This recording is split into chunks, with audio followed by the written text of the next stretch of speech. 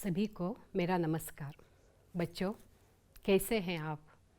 TV के सामने बैठकर यह सोच रहे होंगे कि मैडम जी आज क्या सिखा रहे हैं, है ना बच्चों? तो चलिए, ठीक है बच्चों।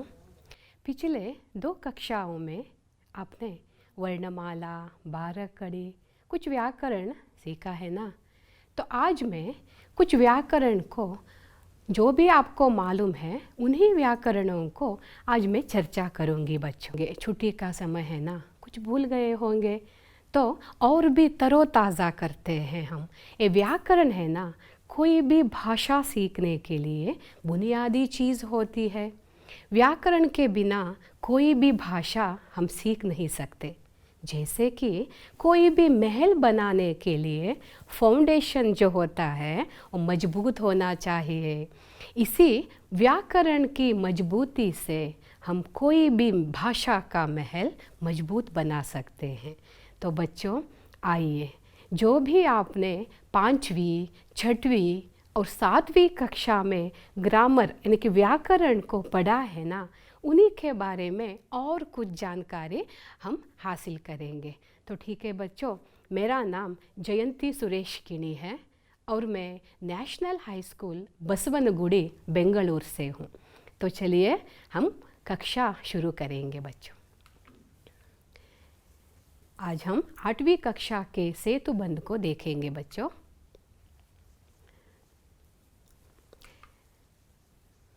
पहले हम लिंग पहचानना जानेंगे, उसके बाद हम क्या देखेंगे, वचन पहचानना और विलोम शब्द को पहचानने के बारे में आज हम चर्चा करेंगे बच्चों।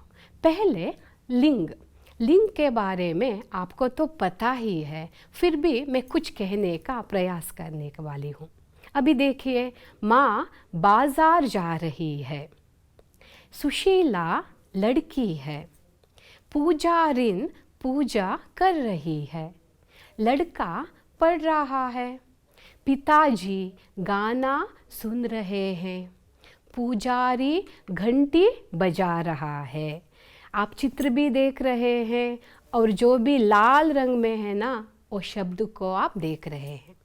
तो चलिए अब देखते हैं, माँ, लड़की तथा पुजारिन शब्द स्त्री जाति का बोध कराते हैं। पिताजी, लड़का तथा पुजारी शब्द पुरुष जाति का बोध कराते हैं। शब्द के जिस रूप में स्त्री जाति अथवा पुरुष जाति का बोध हो, उसे क्या कहते हैं बच्चों? लिंग कहते हैं। मैं एक बार कहती हूँ, शब्द के जिस रूप में स्त्री जाति अथवा पुरुष जाति का बोध हो, उसे लिंग कहते हैं। समझ में आया बच्चों? तो लिंग के कितने भेद हैं? हाँ, आप वहाँ से बता रहे हैं। लिंग के 2 भेद होते हैं। पहला कौन सा? पुल्लिंग, और दूसरा कौन सा है? स्त्रीलिंग, है ना बच्चों?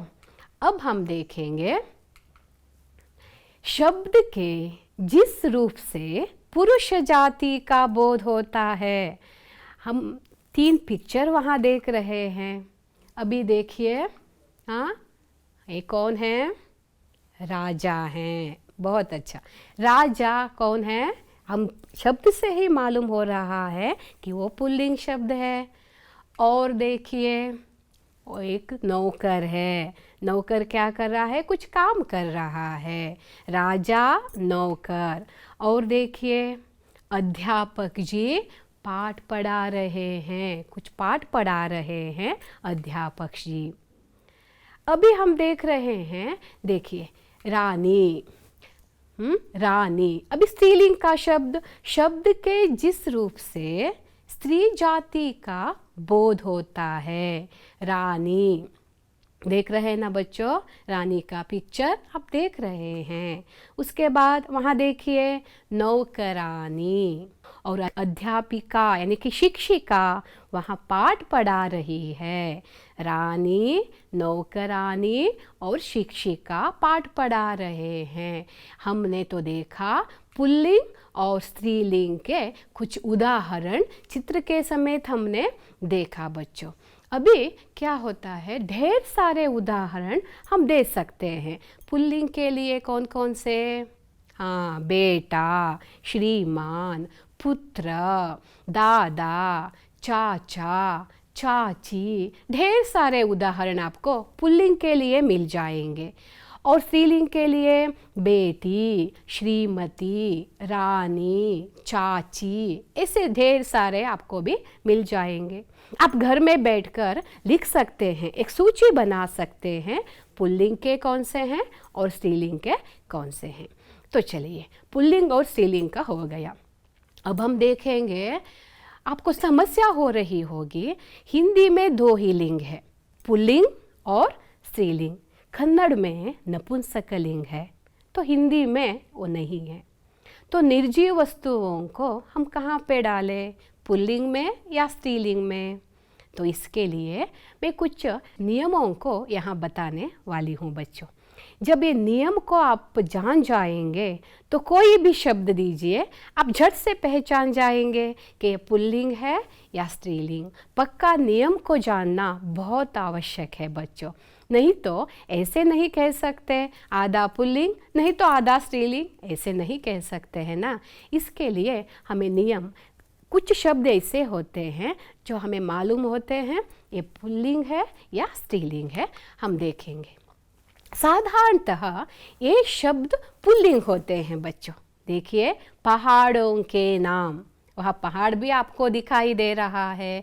कुछ पहाड़ों के नाम देखिए, यानी कि माउंट एवरेस्ट, माउंट फूजी और हिमालय, कुद्रेमुखा, विंध्य पर्वत, ये सारे पहाड़ों के नाम होते हैं ना।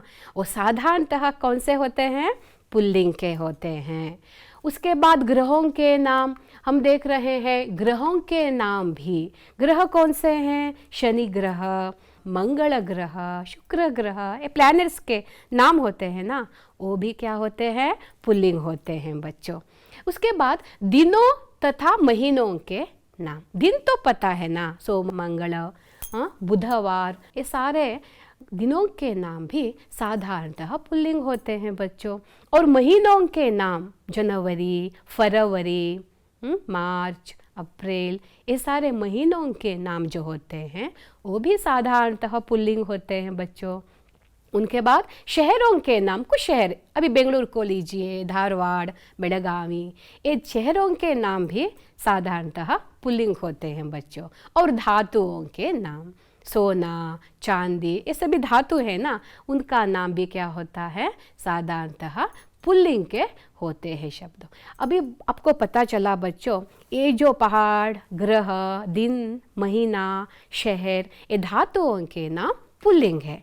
हाँ, अभी स्त्रीलिंग के लिए क्या कहेंगे, उनका भी एक चाहिए ना नियम। तो देखिए, नदियों तथा झीलों के नाम, साधारणतः ये शब्द स्त्रीलिंग होते हैं, नदियों तथा झीलों के नाम। अभी देखिए, नदियों का नाम कौन कौन से हैं? गंगा, यमुना, ब्रह्मपुत्रा, कृष्णा, कावेरी, जो भी नदी है उन सभी नदियों का नाम और झीलों के नाम क्या होते हैं? स्त्रीलिंग के होते हैं बच्चों। उसके बाद भाषाओं, बोलियों तथा लिपियों के नाम भी साधारणतः स्त्रीलिंग होते हैं। भाषा, अब मैं क्या हिंदी भाषा बोल रही हूँ, कन्नड़ भाषा, तमिल भाषा, ये सभी भाषाओं के नाम भी क्या होते हैं? स्त्रीलिंग होते हैं। अभी भाषा का टॉपिक आया है ना, तो देखिए, हिंदी बहुत सरल भाषा है बच्चों, स्वच्छ भाषा है और सुंदर भाषा है। हिंदी तो भारत की बिंदी है ना बच्चों। और चलिए, बोलियों तथा लिपियों के नाम, बोलियाँ जो बोलते हैं ना हम, और लिपियों के नाम भी साधारणतः क्या होते हैं? स्त्रीलिंग के होते हैं। और ईकारांत, कुछ शब्द ईकारांत, अंत में ई आना चाहिए, जैसे महंगाई, रजाई, ये सारे वो शब्द भी स्त्रीलिंग होते हैं। उनके बाद तकारांत उर्दू संज्ञाएं, कौन से हैं? त, अंत में क्या आता है? त, मेहनत, मसलत, कसरत, है ना, ये सारे शब्द भी साधारणतः स्त्रीलिंग में होते हैं बच्चों। उसके बाद तिथि तथा नक्षत्रों के नाम साधारणतः स्त्रीलिंग होते हैं। उनके बाद नक्षत्रों के नाम, नक्षत्र स्टार्स, कौन से हैं नक्षत्र? अश्विनी, भरणी, कृतिका, रोहिणी, ये सारे नक्षत्रों के नाम।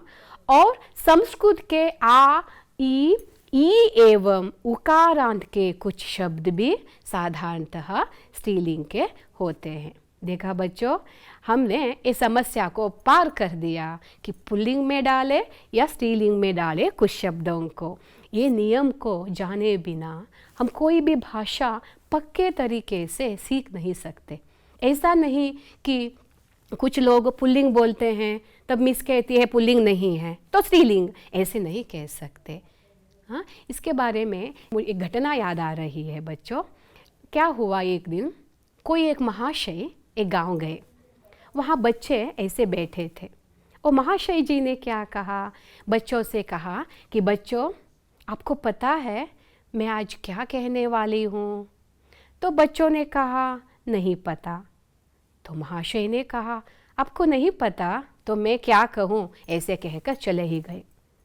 आयो, अभी बच्चे सोचने लगे ये क्या हुआ, हमें नहीं पता था तो हमने नहीं पता कह दिया, तो महाशय चले ही गए। ऐसा करते हैं, कल जब वे आएंगे तो हम कहेंगे पता है।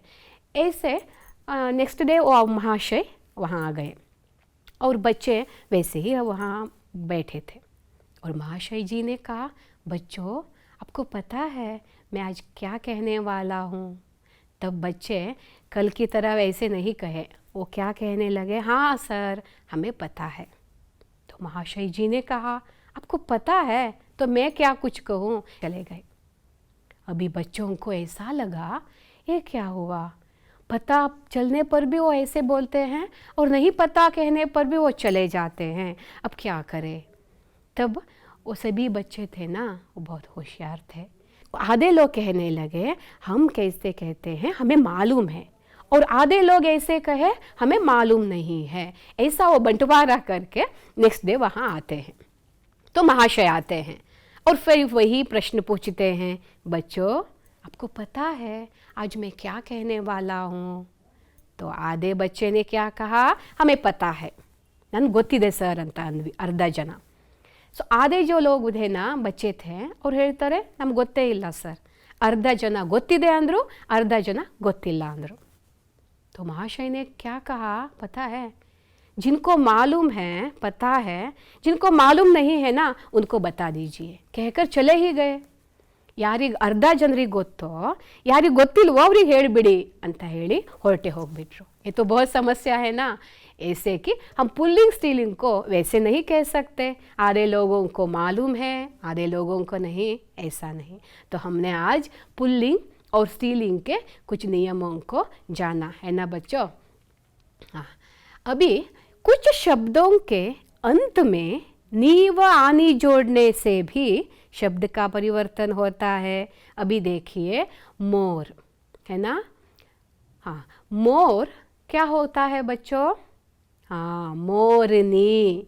पुल्लिंग शब्दों से स्त्रीलिंग बनाने के लिए विधि है, देखिए क्या करेंगे, मोर था और अंत में क्या जोड़ दिया हमने, नी, मोर मोरनी, ऊंट ऊंटनी, शेर शेरनी, और आनी लगाने से भी नौकर नौकरानी, देवर देवरानी, जेठ जेठानी।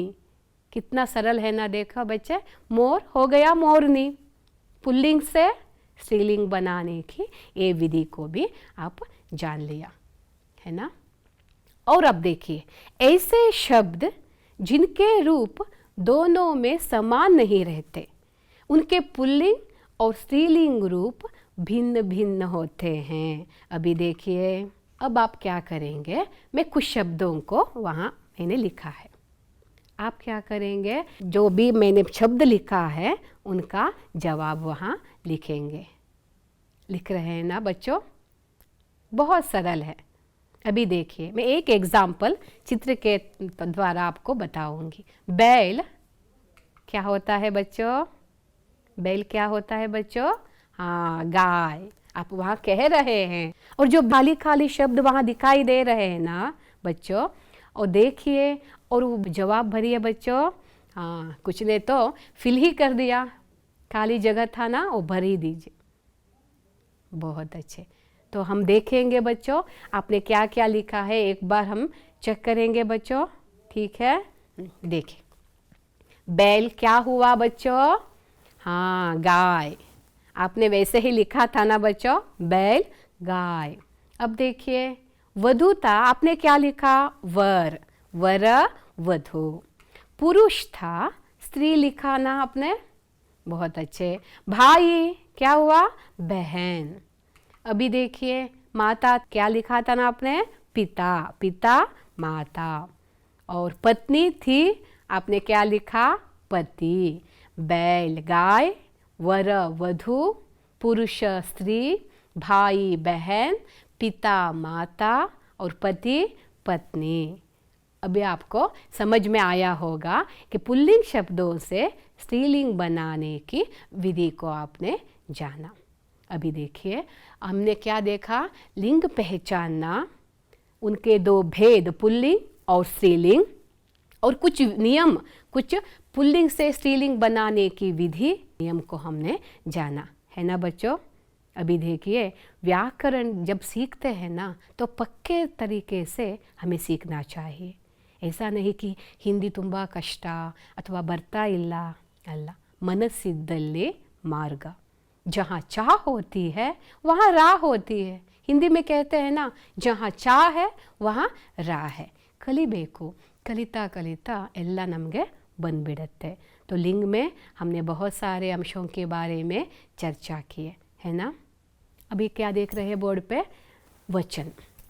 वचन का अर्थ हम देखेंगे। उससे पहले एक वचन कहकर मुझे आपको भी याद आ रहा होगा, अभी रामायण चल रहा था है ना। रामायण सबने हमने देखा, वहाँ वचन को बार बार पुनर्मनन करते थे। हाँ, वचन वचन ऐसे बार बार कहते थे। क्या है वचन? वचन यानी कि प्रॉमिस, प्रतिज्ञा।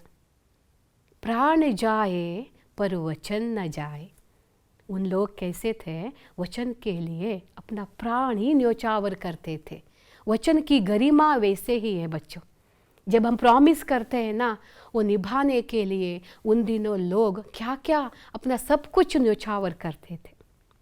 इसे वो रामायण में एक लाइन था, रघुकुल रीत सदा चली आई, प्राण जाए पर वचन न जाए, है ना। प्राण जाए पर वचन न जाए। वचन के लिए कितने महान पुरुषों ने अपना सब कुछ त्याग कर दिया। महात्मा गांधी जी को देखिए, सत्य अहिंसा वचन के लिए उन्होंने अपने प्राण ही त्याग दिए। राजा सत्य हरिश्चंद्र को देखिए, कितने सारे उलझनों को उन्होंने फेस किया। और राजा दशरथ को देखिए, जब दशरथ ने कैकेयी को वचन दिया था तो उसे निभाने के लिए राम को वनवास जाना पड़ा। देखा वचन की गरिमा और महानता कैसी है। आइए, तो उन वचनों के बारे में मैं यहाँ चर्चा नहीं कर रही हूँ बच्चा। ये वचन है ना, ये संख्या बताने वाला, ये वचन है संख्या बताने वाला। अभी देखिए बच्चे खेल रहे हैं, आप देख रहे हैं ना, बच्चे वहाँ खेल रहे हैं। कछुआ खरगोश के पीछे है, तालाब में मछलियाँ तैर रही है, आकाश में हवाई जहाज उड़ रहा है, दादी कहानियाँ सुना रही है, माली पौधे सींच रहा है। जो भी लाल रंग का शब्द आप देख रहे हैं ना बच्चों, बच्चे, कछुआ, खरगोश, तालाब, मछलियाँ, हाँ, ये सारे हवाई जहाज, दादी और माली, ये शब्द क्या है? एक वचन के शब्द हैं। ये भी एक ही कछुआ है, एक ही खरगोश है, एक ही तालाब है।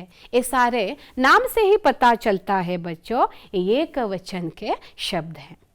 और बच्चे, मछलियाँ, कहानियाँ और पौधे, ये क्या है? बहुवचन के शब्द हैं। वहाँ बहुत बच्चे थे ना, एक से ज़्यादा बच्चे थे। मछलियाँ, कहानियाँ, ये शब्द से ही मालूम होते हैं ये बहुवचन के शब्द हैं। शब्द के जिस रूप से उसके एक या अनेक होने का बोध हो, यानी कि जो भी शब्द हम देखते हैं वो एक है या अनेक है, इसका बोध होता है, तो उसे हम क्या कहते हैं? वचन कहते हैं। वचन शब्द का अर्थ होता है संख्या बताने वाला। वचन क्या है? संख्या बताता है। और वचन के भेद कितने होते हैं बच्चों? हाँ, बहुत अच्छे, शाबाश बच्चों। एक वचन और बहुवचन, ये सब आपने 5वीं, 6वीं, 7वीं में पढ़ा है, आपको सभी मालूम है। मैं कुछ नया सिखा नहीं रही हूँ बच्चों। हम जो भी भूले हैं ना, उनको और एक बार तरोताज़ा हम कर रहे हैं, है ना बच्चों? अभी देखेंगे शब्द के जिस रूप से किसी एक वस्तु, एक व्यक्ति या पदार्थ का बोध हो, तो उन्हें क्या कहते हैं? एक वचन। अभी देख रहे हैं ना, एक बच्चा वहाँ खड़ा है। देखिए, एक ही बच्चा वहाँ खड़ा है। और अब देखिए, एक ही पुस्तक वहाँ रखी है। और अब देखिए, एक ही आंख है। एक बच्चा है, एक पुस्तक है और एक आंख है। यानी कि शब्द के जिस रूप से किसी एक वस्तु, एक व्यक्ति या एक पदार्थ का बोध होता है, तो उन्हें हम क्या कहते हैं? एक वचन। अभी हम देखेंगे शब्द के जिस रूप से अनेक वस्तुओं, अनेक व्यक्तियों या पदार्थों का बोध हो, उन्हें क्या कहते हैं? बहुवचन। देखा, वहाँ बहुत सारे बच्चे है ना, हंसकर खेलकर वहाँ खड़े हुए हैं। बहुत बच्चों को आप देख रहे हैं, कैसे हंस रहे, देख रहे हैं बच्चों आपने? अभी हम देख रहे हैं किताब या पुस्तकें, बहुत सारे पुस्तक है। एक वचन में एक ही पुस्तक देखा था, अभी देखिए बहुत सारे पुस्तक वहाँ है, एक के ऊपर एक के ऊपर।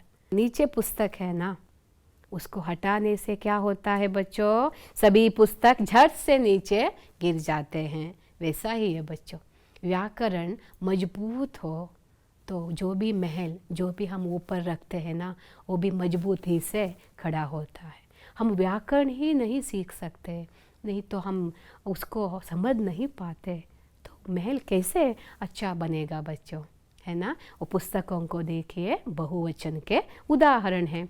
और देखिए, 2 आंखें हैं, 2 आंखें, यानी कि वो भी क्या है? बहुवचन के उदाहरण है।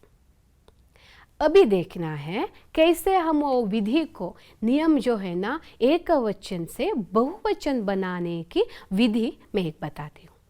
आकारांत पुल्लिंग शब्दों के अंत में एकारांत लगाने से, देखिए आकारांत, एक एग्जाम्पल को देख ही लीजिए आप। केला, अंत में क्या आया? आ आया, तो क्या लगाएंगे हम? ये लगाएंगे।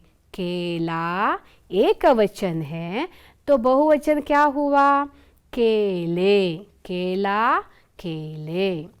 अभी बच्चा, बच्चे, कुत्ता, कुत्ते, देखिए कपड़ा, कपड़े, लड़का, लड़के, कमरा, कमरे। आकारांत पुल्लिंग शब्दों के अंत में एकारांत लगाने से एक वचन से हम बहुवचन बना सकते हैं बच्चों। देखा आपने? अभी देखिए, कुछ ऐसे शब्द होते हैं दोनों वचनों में समान रहते हैं, उनका बदलाव नहीं होता। अब एक उदाहरण आप देखिए, मकान जो है वो मकान ही रहता है। जैसे मकाने, मकानों, मकानियाँ नहीं बना सकते। मकान मकान ही रहता है, घर घर ही रहता है, पानी पानी ही रहती है, फल फल ही रहता है, राजा राजा, नेता नेता, और फूल फूल ही रहता है बच्चों।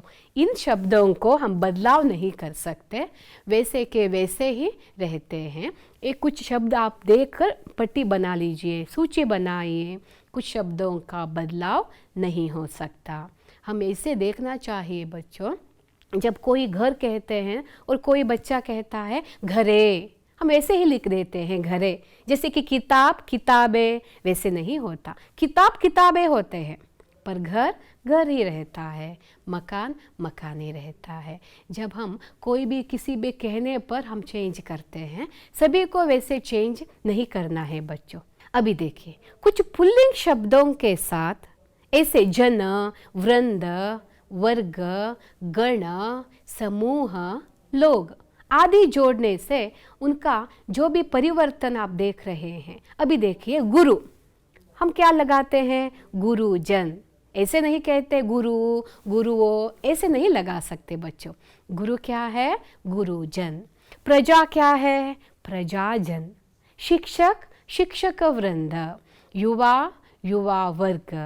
मजदूर मजदूर वर्ग। लेखक लेखक गण। देव देवगण। और आप लोग, ऐसे हम कहते हैं। यानी कि जन, वृंद, वर्ग, गण, कुछ शब्द अंत में जोड़ने से उनका शब्द देखिए कैसे गुरु गुरुजन हो गए, आप लोग हो गए, है ना बच्चों। कितनी सरल रीति से हम कुछ नियम जानकर आगे बढ़ेंगे। हम देखा एक वचन से बहुवचन बनाने की विधि को हमने देखा। अब हम देखेंगे विलोम शब्द। विलोम यानी कि विरुद्धार्थक शब्द। अभी देखिए एक दूसरे के ठीक विपरीत अर्थ प्रकट करते हैं। कैसे? जब आपके माँ आपको बोलती हैं बच्चे यहाँ आओ, सो जाओ, मैं नहीं सोता, पढ़ो, मैं नहीं पढ़ता, टीवी मत देखो, मैं देखता हूँ, ऐसे जो भी बोलते हैं उसका ऑपोजिट जो बोलते हैं ना, उन्हें विलोम शब्द हम कहते हैं। आप 8वीं कक्षा के छात्र हैं ना, तो आपको जो भी मालूम होता है उन्हीं के द्वारा मैं बताने की कोशिश करती हूँ। एक दूसरे के ठीक विपरीत अर्थ प्रकट करते हैं। रचना प्रत्यय देखिए हीन, वान तथा उपसर्ग कु, सु, धु, नी, अन, ना की सहायता से होती है। कभी कभी स्वतंत्र शब्द भी विलोम होते हैं। यह ध्यान में रखना चाहिए कि तत्सम शब्द का विलोम तत्सम हो, तद्भव का तद्भव हो और विदेशी का विदेशी ही हो। अभी देखिए विलोम शब्द के कुछ उदाहरण, कुछ प्रचलित विलोम शब्द को हम देखेंगे। रात क्या हुआ बच्चों? दिन। दिन रात। आप पिक्चर देख रहे हैं ना। आगे क्या होगा? पीछे। आय व्यय। विदेश स्वदेश। सवाल क्या होगा? हाँ जवाब। आप वही से कह रहे हैं, सवाल जवाब। वरदान क्या होगा? अभिशाप। जो भी आप सीरियल देखते हैं ना, वो वर भी देते हैं और शाप भी देते हैं। तो वरदान अभिशाप विलोम शब्द है। सुबह क्या होगा बच्चों? शाम। अंदर बाहर। और सरल क्या होगा? कठिन। आसान कठिन होगा। ये सारे कुछ विलोम शब्द हैं बच्चों। आप ढेर सारे विलोम शब्द लिख सकते हैं, जैसे आगे पीछे, काला गोरा, अंदर बाहर, खरीदना बेचना, है ना, विष अमृत, अपना पराया, राजा रंक, अमीर गरीब। इसे ढेर सारे उदाहरण आप दे सकते हैं। ये सभी का क्या हुआ? विलोम शब्द के हम कुछ उदाहरण हमने देखा। तो बच्चों आज हमने लिंग पहचानना और उनके सब कुछ उदाहरण, वचन को पहचानना और उनके कुछ उदाहरण, और विलोम शब्द उनके कुछ उदाहरण को देखा। मुझे आशा है आपको समझ में आया होगा। तो सभी को मेरा धन्यवाद।